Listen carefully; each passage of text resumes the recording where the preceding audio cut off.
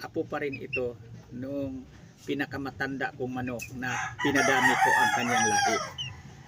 Kulay talisay ito, gray. Tingnan nyo sa pulukan. Oh. Manang-mana itong kulay nung winner ko rin na gray talisay, sweater gray. Ang ina nito, anak pa rin nung pula ko nga pinakamatandang pinapalahi. Yung pinupuntin ko nga babae. Ito na siya ang anak. Ayan. Manalag kulay sa ama niya na gray talisay. Karamihan pala sa ginamit nating pangpalahi na lalaki, kapag winning lion, mananalo, karamihan, kunti lang ang i-produce niyang magiging mga anak na lalaki. Pero yung sa akin, marami ang magiging anak na lalaki kapag siya ang ipapalahi ko. Tapos ang babae, pinipili ko rin kasi nga lamang ang magiging anak na lalaki kaysa babae. Parang hindi ako lugi sa aking ginagastos. Ganyan ang pagpili ko sa pagpapalahi ng manok. Kasi luging-lugi tayo kapag ang mga kinalabasan sa magiging lahi nila, ang kanilang mga anak, marami ang magiging babae. Kasi dito sa lalaki, dito tayo kumikita, dito tayo makabawi sa ating ginagastos. Kaya yung mga resulta sa magiging mga sisiw ko, kung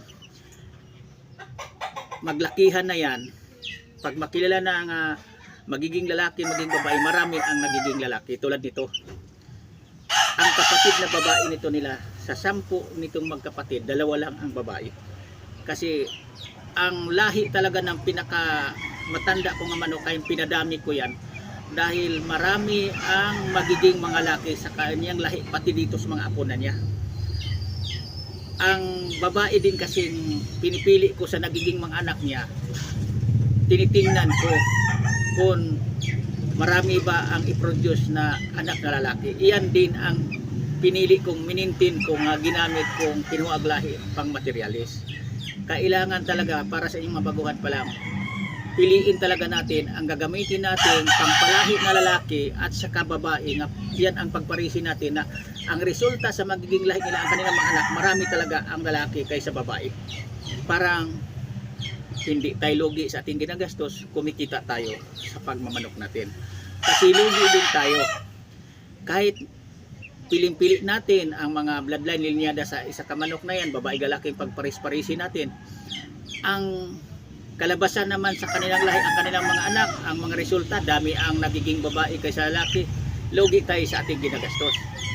Kasi sa mga babae, pipili lang naman tayo ilang piraso, 2 o 1 na gamitin nating pang materialis, kuha ang lahi. Ang mga lalaki, dito tayo nakabawi dahil ang mga lalaki talaga, ito ang binibili sa mahilig sa industriya sa laro sa manok, magmamanok.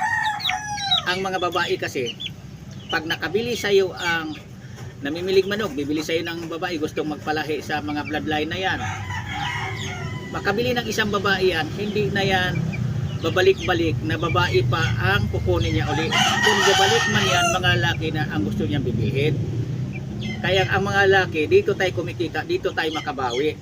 Lugi tayo kung ang ating ginamit na materialis na inahin at saka yung lalaking iparis natin na ang kanilang mga anak, naglabas sila ng mga lahing marami ang babae. Mayroon talaga yan na inahin na ang pinalabasan sa kanyang mga anak ko, kunti lang na lalaki.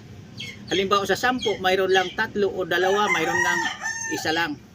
Napagdaanan ko na yan dati sa probinsya. Kaya ngayon, ang pagpili ko sa ginamit kong materialis na babae galaki, kung ang kinalabasan marami ang lalaki, iyan ang nimintin kong pinadami. Hindi ko pinadami ang isa kainahin. Inaalis ko yan kapag ang kanyang i-produce na magiging mga anak, marami ang mga babae. Lugi tayo, lalong-lalo na kung maraming mangingitlog na inahin, mangingitlog ng 15 piraso. Halimbawa, ang magiging lalaki sa 15, 3 lang o 2, lugi na tayo. Kasi ang lalaki naman ang makapagbigay sa atin na makabawi tayo sa ating ginagastos. Kaya para sa inyo mabaguhan pa lang itong mga ginawa kong content video, para sa inyo to, para nga mayroon kayong kunti man lang na mapulot o matutunan tungkol sa kaalaman ko sa pagpalahi ng manok, na ang piliin nyo ang magandang bloodline sa linya de sa manok, maganda ang record of performance, magkasama yan.